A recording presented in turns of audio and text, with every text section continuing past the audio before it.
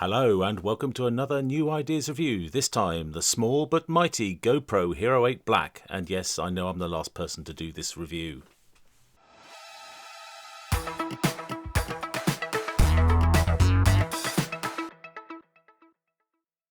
This camera's been bought with my own money, it's not sponsored in any way, so please remember to like, comment and subscribe, thank you.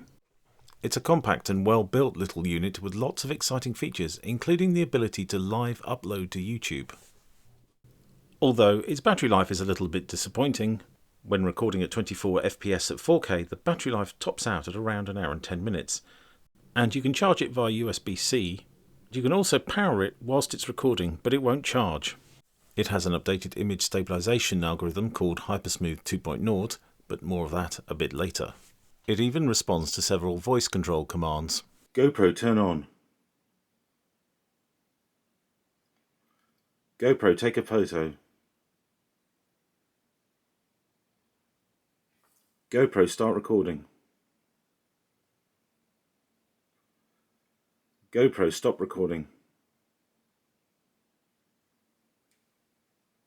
The new camera has built-in finger mounts, which are replaceable and are compatible with the older GoPro mounting systems. It doesn't require a case for water resistance as it's rated to 10 meters or 33 feet. If you want to go deeper, then you will need a case. Of course, it records onto micro SD cards, which can be a little awkward to get in and out, especially with the battery in situ. Unlike previous versions, the lens itself isn't replaceable. GoPro do not offer a repair service, so maybe some sort of protector is a good idea here, or you can subscribe to GoPro's service, which will replace up to 2 cameras a year. Yes, even GoPro are on the hardware subscription model now.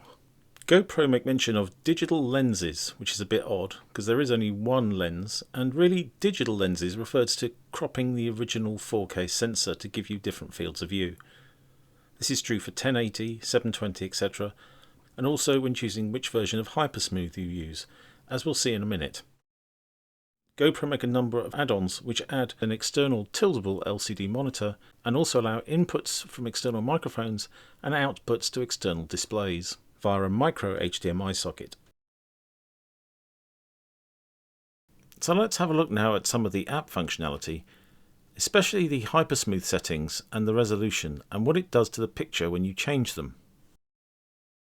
It can take a few seconds for the camera to connect to the app.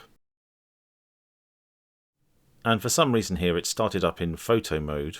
I have encountered a number of situations where the app won't connect to the camera, and this is only usually remedied by either removing the battery from the camera or restarting the phone.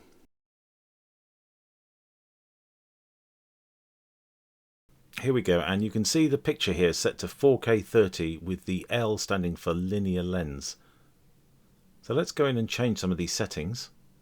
Let's change the Hypersmooth to off, and you can see here how much of a difference it's made to the angular view of the lens.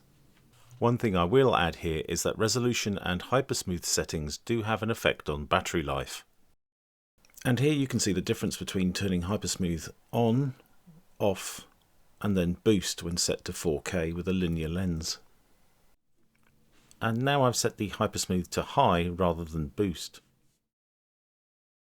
Let's now switch the lens settings from linear to wide, and you can see how much of a difference that makes.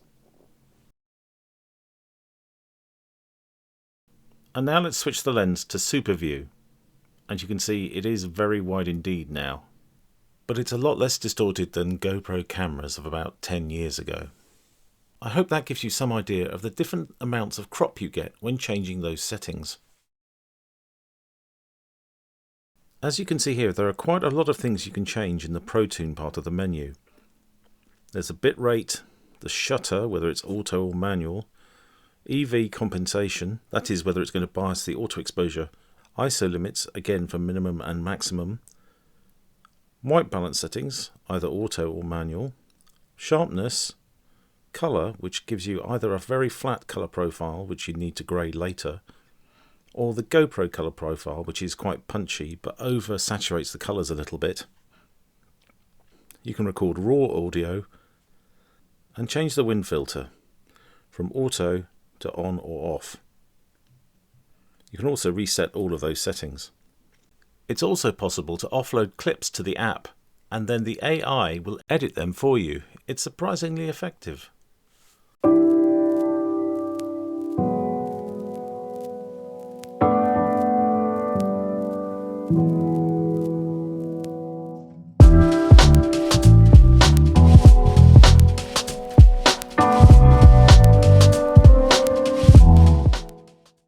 Hypersmooth itself, or Hypersmooth 2.0 to give it its full nomenclature, is actually surprisingly effective, although it does cut down on the quality a little bit, especially in boost mode, as it crops into the image quite a bit.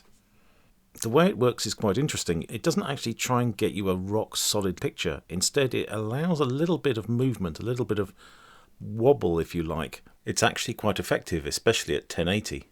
It will pan and tilt around the sensor area to get a smooth picture.